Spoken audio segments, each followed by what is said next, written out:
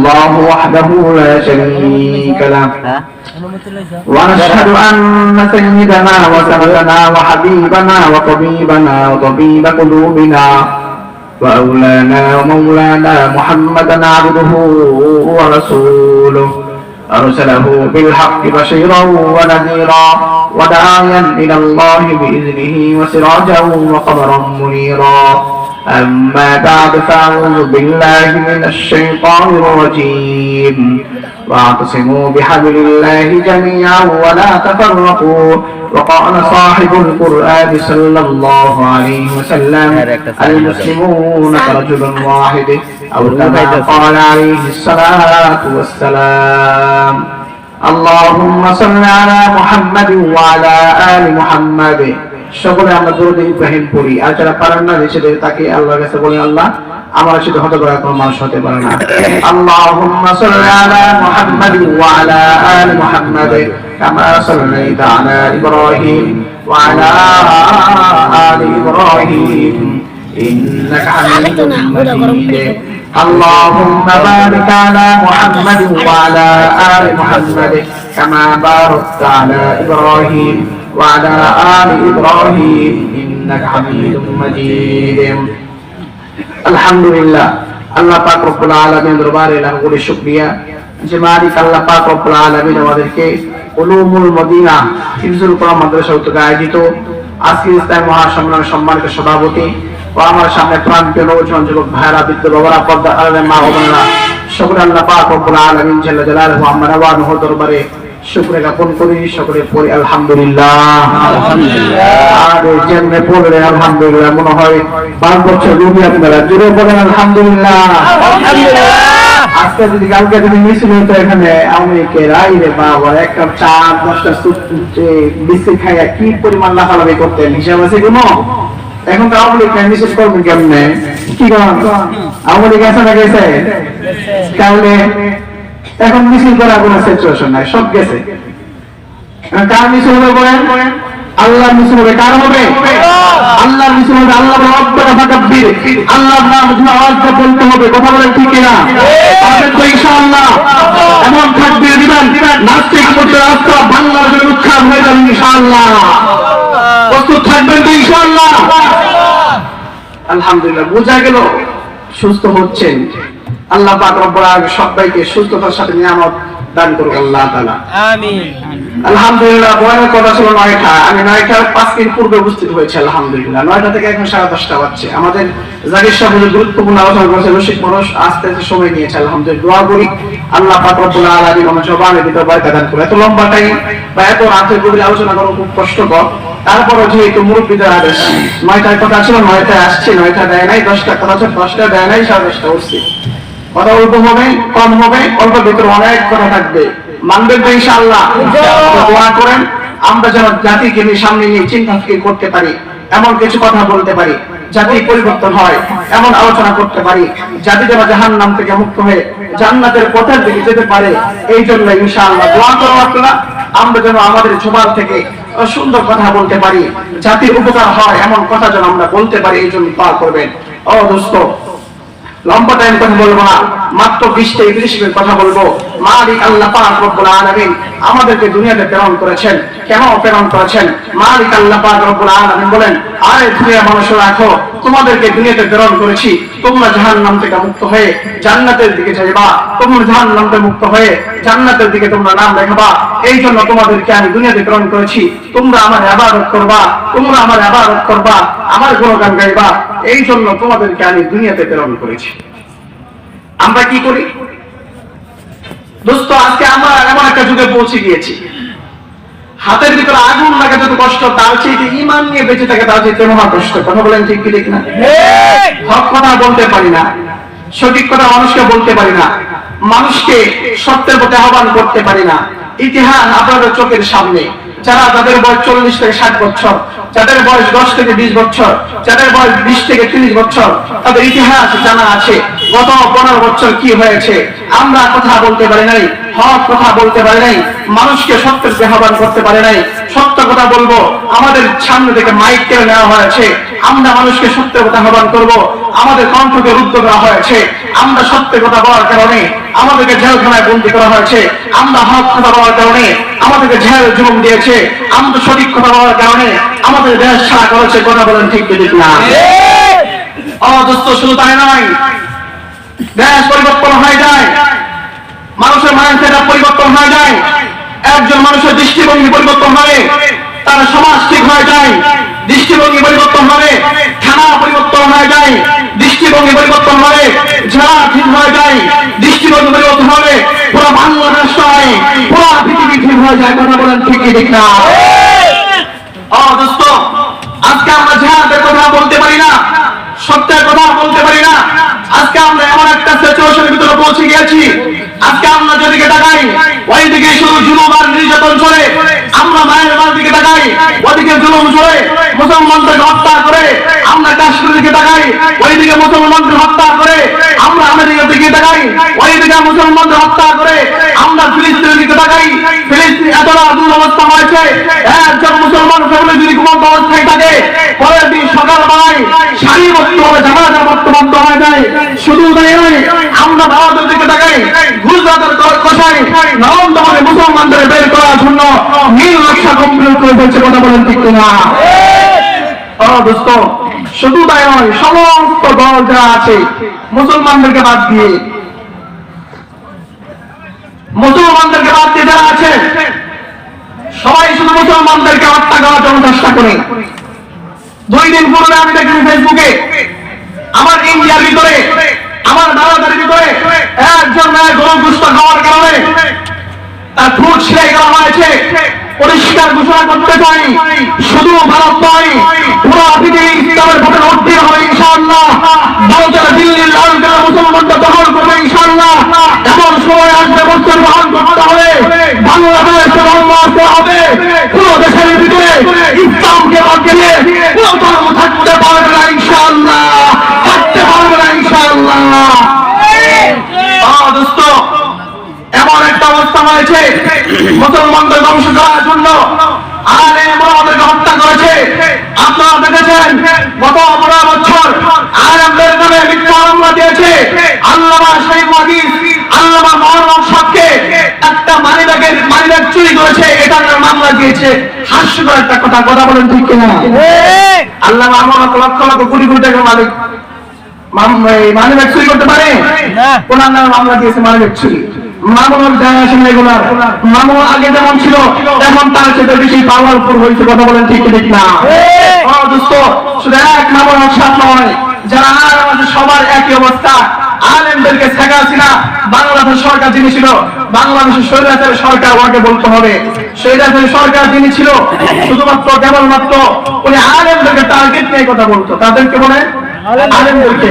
একটা মেসেজ দিয়ে বুঝতে পারবেন, 5 আগস্টে যখন বাংলাদেশ নতুন করে স্বাধীন হলো, আমারই আগস্টের পূর্বে একদিন পূর্বে যাত্রাবাড়িতে 4 তারিখে যাত্রাবাড়ি পোলাপানে অনেক আন্দোলন করেছে। মাদ্রাসা পোলাপানে, ওইখানে মাদ্রাসার পোলাপান আমরাও আন্দোলন করেছি, মাদ্রাসা অন্যান্য মাদ্রাসা পোলাপান আন্দোলন করেছে। কিন্তু তাদের আন্দোলনটা ছিল একটু ব্যতিক্রম। কেমন ব্যতিক্রম? আমরা আন্দোলন করেছি পাঞ্জাবি পায়জামা পরে, টুপি পরে মাথায়, কিন্তু ওই মাদ্রাসা পোলাপান পাঞ্জাবি আর টুপি পরে আন্দোলন করে নাই। জিজ্ঞাসা করা হলো কেন আন্দোলন করলে এই সিস্টেমে? তোমাদের মাদ্রাসা পুরো ছাত্র। ওনারা বললো যে আমরা এই জন্য এই সিস্টেমে আন্দোলন করেছি, কারণ আমাদেরকে যখন এই সরকার এবং এই প্রশাসন, এই পুলিশ যারা আছে কর্মকর্তা, তারা যদি আমাদেরকে দেখে তারা আমাদেরকে সর্বপ্রথম টার্গেট করে আমাদেরকে গুলি করে। কথা বলেন ঠিক ঠিক না? সমাজের ভিতরে দেখবেন আপনার প্রতিপক্ষে একজন আছে, উনি রাজনীতি করে, একজন আলেম রাজনীতি করে, এই জন্য আলেমকে প্রত্যাশা করা যায়, এই চেষ্টায় তারা থাকে কি থাকে না? আলেমদেরকে কিভাবে হত্যা করা যায় এই চেষ্টা তারা করেছে। দোস্ত, আলেমদের ইতিহাস তারা জানে না, আলেমরা কি করেছে এই ইতিহাস তারা জানে না। আমি অল্প একটু ইতিহাস আমি আপনাদের সামনে উপস্থাপন করতে চাই। আমাদের দেশে এক সময় উপমহাদেশ ছিল, পাকিস্তান বাংলাদেশ, ভারতবর্ষ এক ছিল। ঠিক তেমনি ভাবে ভারতবর্ষ ইসলাম আসলো তার কিছুদিন পূর্বে, 10 থেকে 12 বছর পূর্বে স্পেন নামে একটা রাষ্ট্র আছে, সেই সেই রাষ্ট্র ইসলাম আসছিল। তারেক বিন জিয়া রাহমাতুল্লাহি আলাইহি ওই ইসলাম নিয়ে এসেছিল। পুরো ইতিহাস আমি আপনাদেরকে বলি। ইসলাম একটা রাষ্ট্র, সেই রাষ্ট্রের ভিতরে বড় বড় সাইকো হাদিস আছে, বড় বড় ব্যাপক আছে, বড় বড় মুহাদ্দিস আছে। ওই দেশের ভিতরে হক্কানি রব্বানি অনেক বড় বড় আলেম ছিল, কিন্তু ওই দেশ থেকে ইসলামকে বিদায় করছে। কেন বিদায় করছে ইতিহাস আমি আপনাদের সামনে বলি। দোস্ত, ওই দেশের ভিতরে লক্ষ লক্ষ আলেম ছিল, লক্ষ মসজিদ ছিল, লক্ষ লক্ষ মাদ্রাসা ছিল, কিন্তু আলেমদের কেন হত্যা করলো, ইসলামকে কেন ওই দেশকে মাইনাস করলো? একমাত্র কারণ হলো আলেমরা রাজনীতি করে নাই, আলেমরা শুধু মসজিদ নিয়েছিল, আলেমরা খানকাহ নিয়েছিল, আলেমরা মাদ্রাসা নিয়েছিল, আলেমরা রেফর্ম হয়েছে, আলেমরা শুধু মিলাদ আর কিয়াম করেছে, কিন্তু আলেমরা রাজনীতি করে নাই। এই জন্য আলেমদের ওই দেশ থেকে মুসলমানদেরকে ওই দেশ থেকে বের করতে পেরেছে। দোস্ত, শুধু তাই নয়, কে বাই করলো তাদেরকে ওই দেশ থেকে? ইংরেজ। আমাদের ভারতবর্ষ আসছিল, তাও ইংরেজ ছিল, তাও কিন্তু স্পেন থেকে আলেমদেরকে বের করে দিয়েছে। কেমনে বের করছে ইতিহাস বলি। দোস্ত, ইতিহাস রাখেন, আলেমদেরকে ভুল বুঝবেন না। আলেমরা জাতির সূর্য সন্তান, আলেমরা দেশ প্রেমিক। আলেমদের মতো বাংলাদেশের প্রত্যেকটা জনগণ যদি দেশ প্রেমিক হতো, বাংলাদেশ থেকে পুরো মানুষ চাঁদাবাজি করতে পারত না, বাংলাদেশ থেকে পুরো মানুষ লক্ষ লক্ষ টাকা পাচার করতে পারত না।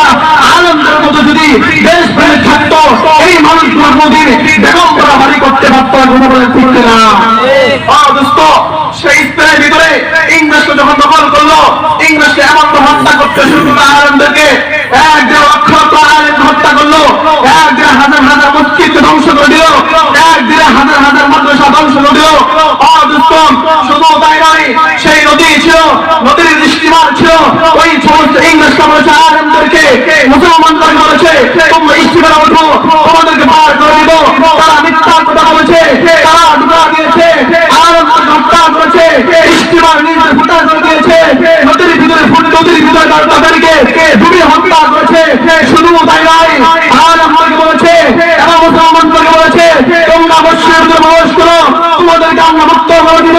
তাদেরকে মসজিদে প্রবেশ করেছে, দরজা জানালা বন্ধ করে আগুন দিয়ে তেল দিয়ে তাদেরকে পুড়ে ছাড়খাড় করে দিয়েছে। শুধু তাই নয়, তিন লোক আলেম হত্যা করেছে।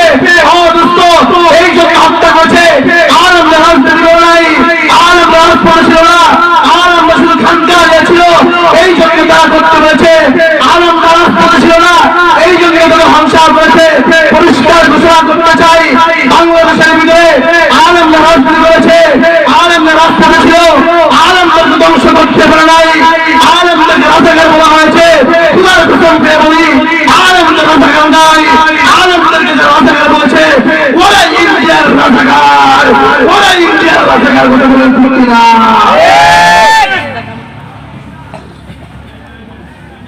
দোস্ত, শুধু তাই নয়, সেই ইসলামের কথা বললাম, আলেমরা অ্যাক্টিভ ছিল রাজনীতির ক্ষেত্রে। ভারতবর্ষের ইতিহাস বলি যে ইংরেজ ইসলাম থেকে মুসলমানদের বের করে দিয়েছে, ঠিক তেমনি ভাবে সে ইংরেজটা কিন্তু ইংল্যান্ড থেকে আসছিল আমার ভারতবর্ষে। ভারতবর্ষে আসার পরে বিভিন্ন জায়গায় তারা একটা অঙ্গরাজ্য দখল করেছে, আরেকটা অঙ্গরাজ্য দখল করেছে। এক এক অঙ্গরাজ্য দখল করার পরে তারা বলতেছে শুধু অঙ্গরাজ্য দখল করতে হবে না, পুরা ভারতবর্ষ দখল করতে হবে, পুরা ভারতবর্ষ দখল করতে হবে। এই জন্য তারা ভারতবর্ষ দখল করে ফেলল। 190 বছর শাসন করেছে। কয় বছর বলেন? কয় বছর? 190 বছর। 190 বছর শাসন করার পর আলেমদেরকে কেন বের করতে পারলো না? ইসলামকে কেন মাইনাস করতে পারলো? সেটাই আমি বলছি। আলেমদেরকে এত পরিমাণ জুলুম করেছে, আলেমদেরকে এত পরিমাণ হত্যা করেছে, কি পরিমাণ কষ্ট দিয়েছে।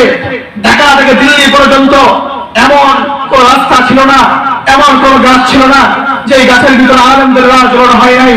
চট্টগ্রাম থেকে আফগানিস্তান পর্যন্ত এমন কোন রাস্তা ছিল না, এমন কোন গাছ ছিল না যে গাছের ভিতরে আলেমদের হত্যা করা হয় নাই, আলেমদেরকে ঝোলানো হয় নাই।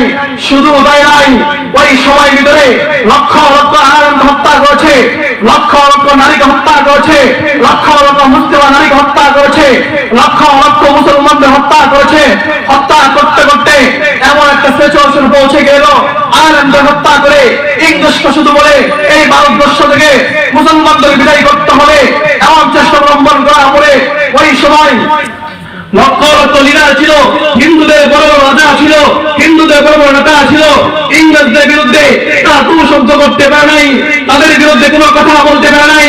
এমন সময় একজন মোল্লা, তার নাম ছিল শাহ আব্দুল আজিজ মুহাদ্দিস দেহলভী রহমাতুল্লাহি আলাইহি, শাহ আব্দুল আজিজ মুহাদ্দিস দেহলভী রহমাতুল্লাহি আলাইহি বললেন, দিল্লির মসজিদ থেকে দাঁড়িয়ে বললেন, উত্তর বাহিনী রাখো, তোমাদের বিরুদ্ধে জিহাদ করতে হবে, তোমাদের বিরুদ্ধে জিহাদ করতে হবে। প্রত্যেকটা মুসলমানকে বললো, ভারতবর্ষের মুসলমান রাখো, ভারতবর্ষ দারুণ হারাম হয়ে গেছে, শত্রু দেশ প্রমাণিত হয়ে গেছে, তাদের বিরুদ্ধে জিহাদ করে বলি বাংলাদেশে যা আলেম আছে আলেমদেরকে যা বলে তোমরা পাকিস্তান চলে যাও, আলেমরা পাকিস্তান ভর্তি নয়, আলেমরা পাকিস্তান চায় না। যারা আলেমদেরকে বলেছে তোমরা পাকিস্তান চলে যাও, তাই ভারতে পালিয়েছে, তাই ভারতের দেওয়াল, তাই ইন্ডিয়ার রাজাকার কথা বলেন, ঠিক কিনা? দোস্ত, আমাদেরকে মাঝে মাঝে বলে খেলাধুলা করার জন্য ডাকে, ডাকে কি ডাকে না? ডাকে না? শুনুন আপনারা, নারায়ণগঞ্জের এমপি 7 টাকা 10 টাকা তার নামাজ পড়ে, নামাজ পড়ে কিন্তু সময় কই পায়, বন্যামি করতে করতে বুড়া হয়ে গেছে, সময় কই পায় তার নামাজে। এই নারায়ণগঞ্জের স্বামী বলতো খেলা হবে, তো খেলা থাকা আগে পড়ে গেছে, তবে খেলা হইলো, এটা বলেন খেলা হইলো? আনন্দের সাথে খেলতে চায়, কি খেলবে? আমরা তো আজকের খেলোয়াড় নয়, আমরা 1500 বছর আগের খেলোয়াড়, কথা বলেন ঠিক কিনা? আমরা উর্দু খেলেছি, আমরা বদলা খেলেছি, আমরা মোতাই খেলেছি, আমরা খন্দা খেলেছি, আমরা বালাগুনা ময়দানে খেলেছি, আমরা রেশকুর আন্দোলন খেলেছি, আমরা পলাশীর যুদ্ধ খেলেছি, আমরা দেওবন্দে খেলেছি, 1947 সালে খেলেছি, ইংরেজদের বিরুদ্ধে খেলেছি, 1971 সালে খেলেছি, 1952 খেলেছি, 1971 খেলেছি। আমরা আমাদের বাংলাদেশে নাস্তিকদের বিরুদ্ধে আমরা খেলেছি, শাহবাগীদের বিরুদ্ধে আমরা খেলেছি। 2013 সালে আল্লাহ ইজ্জতকে বন্ধ করার জন্য আমরা খেলেছি, 77 খেলেছি। আমার যদি প্রয়োজন হয় আল্লাহ ইজ্জতকে বন্ধ করার জন্য আমার খেলতে প্রস্তুত থাকবো ইনশাআল্লাহ।